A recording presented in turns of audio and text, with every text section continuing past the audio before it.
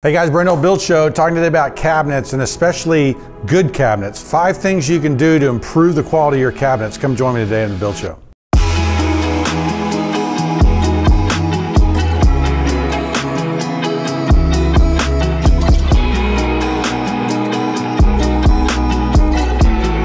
Cabinets, okay? Production cabinets, just this whole history.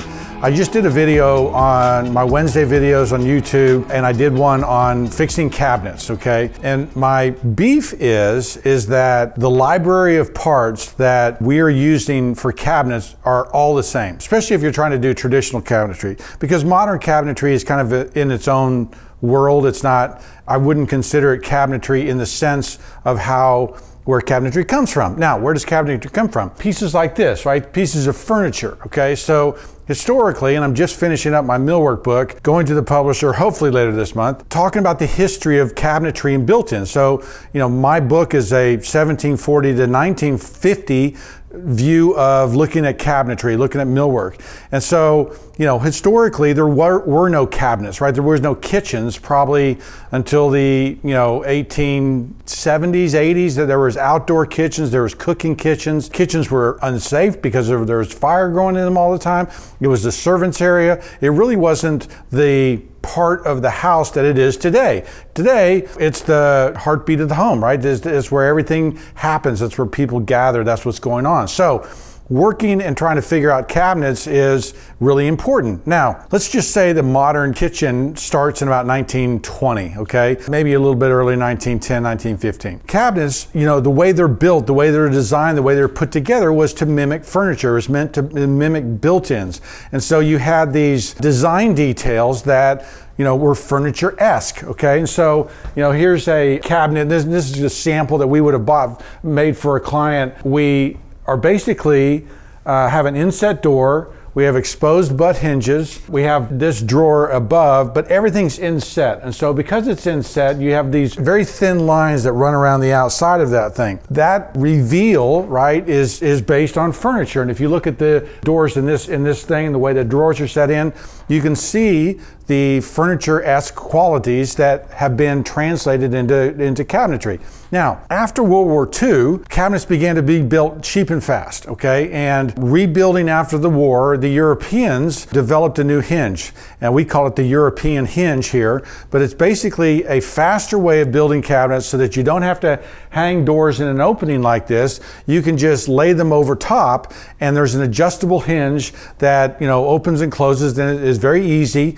It's quicker, it's faster. And so getting away from this furniture quality starts in about 1950, 1960. Certainly the development of plywood helped as well. So fast forward to today, in our world, in our business, there are cabinet makers seemingly on every street corner. They are a dime a dozen, okay?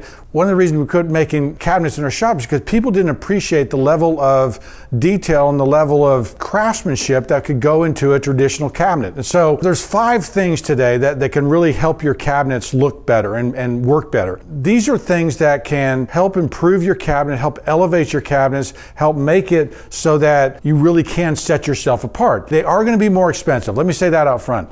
You're going to put more work into it, so they're going to be more expensive. So if your cabinets are a commodity item, okay, if they're, just throw them in there as cheap as you can, this video isn't for you, right? So as we think about cabinetry, as we think about cabinets, there's the number one thing that I kind of will tell people that we have to fight for, or tell our clients we have to have, is inset doors.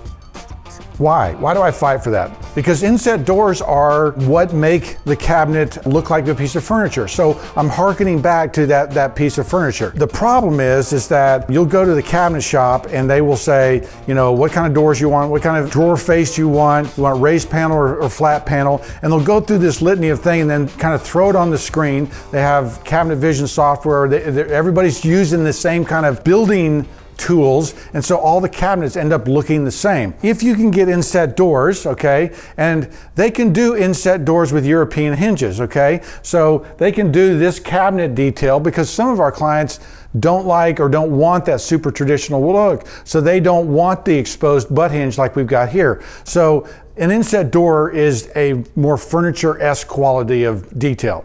2, think about your toe kick, okay? this is a toe kick that historically, the toe kick isn't really in historic furniture.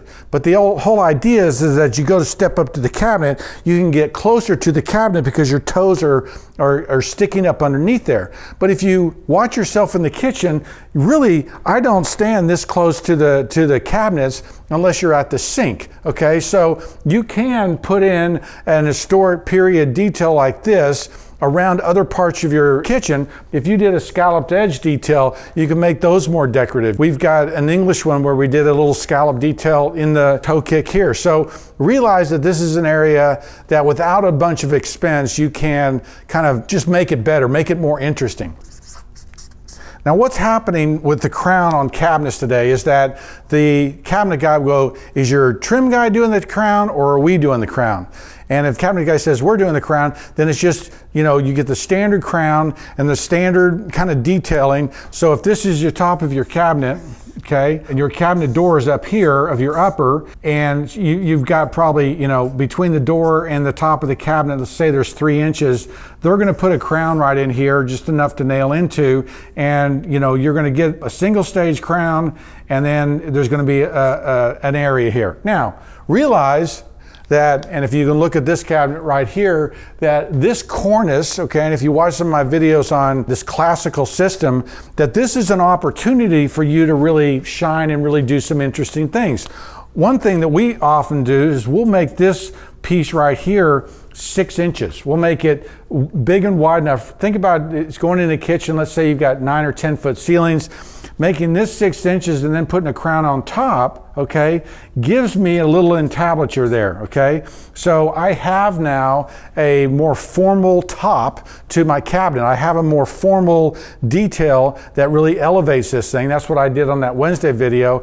I kicked up so that there was a formal entablature in my kitchen, and especially in a major area, in an important area, in an office, right? There should be a hierarchy of cabinets. We'll come to that, and that's number 4. As you're trying to elevate that, realize that the crown is a great place to do that. So 4 is hierarchy. I tip my hand to that. I don't want matchy cabinets everywhere, right? I don't want the second floor boys' bathroom cabinets to be the same elevation as the kitchen cabinets, right? There should be, as you walk into different rooms of your house, more fun, interesting things. You know, something in the study, possibly stain grade, but that's going to be an elevated thing. Maybe you do some different hinges there. The kitchen being a nice place, but there should be a hierarchy of details that you're playing with that can improve the look, just so that everything doesn't look the same. Remember that there is an opportunity right here, okay, in this profile of the cabinets. So if this is my door, all right,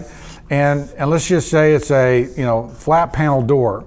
And what that means is, and you know, there are profiles on your door. So if I did a section through here, I've got my style coming across, then I've got this little detail, and I've got a flat panel in there. Well, you'll hear some people say, well, I just do a shaker style, so that's usually a square thing. But this is a design opportunity right there.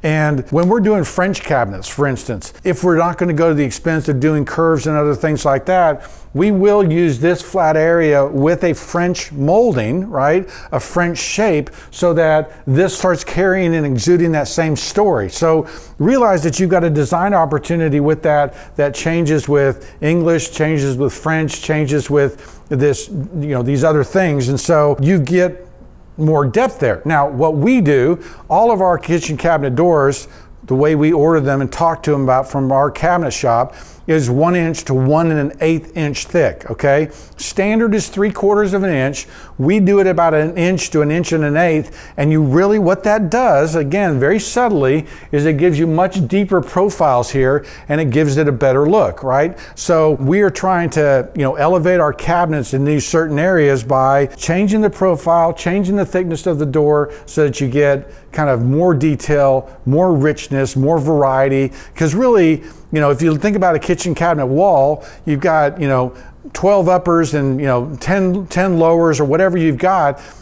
they've got a match, right? And so there are few design opportunities in a big kitchen like that, except at the crown, except possibly at the door, except the way the cabinet doors are set in, right? So I'm picking out those areas, giving you design opportunities to kind of elevate and encourage better design.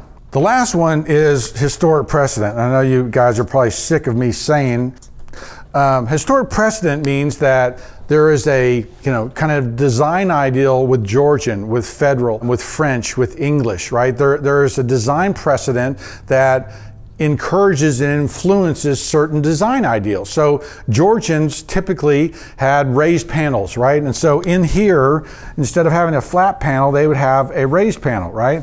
And they'd have this panel that run around inside there, okay, raised panel. In the Federal period, we would put a panel mold in here that looks Federal, but then we would apply just a very small little detail here so that when that door came together, you get the panel mold around the outside, but inside there's the opportunity to kind of do this, apply a little bit of Federal detailing. French things, we do French designs. We're going to apply French moldings and French details. And if it's an English or English Tudor, we might do, stained grade oak. So there's historic precedent from those styles, but there's also historic precedent from certain periods of time. And so, if we're working on a 1920s house, and like we did at the 1928 Staub house, we had original cabinet details that were from the house that we used to help design that cabinet on either side of the windows. Realize that cabinets are a design opportunity. Cabinets are a place where you might have to push back on your cabinet guy. I remember when I first came back from North Bennett Street and was asking cabinet doors to be built in, I was getting all kind of flack from the cabinet makers going, the doors are going to move and then I'm going to have to be over there adjusting them. I've never had a call back from a client to adjust doors because they're sticking. And we live in Fort Worth, and Fort Worth has these expansive soils that you would think move all over the place. That is an excuse they're going to give you because they don't want to do it, okay? So you're going to have to go find some cabinet makers who want to be doing better stuff, who want to elevate their game, who want to try new things, who want to improve their craft, right? And work with those guys. Realize that there's a ton of design opportunities when you're putting your cabinets together so that they can be better looking, and make your projects look better. Let me know what you guys think in the comments. I'm Brent Hull. Thanks for watching.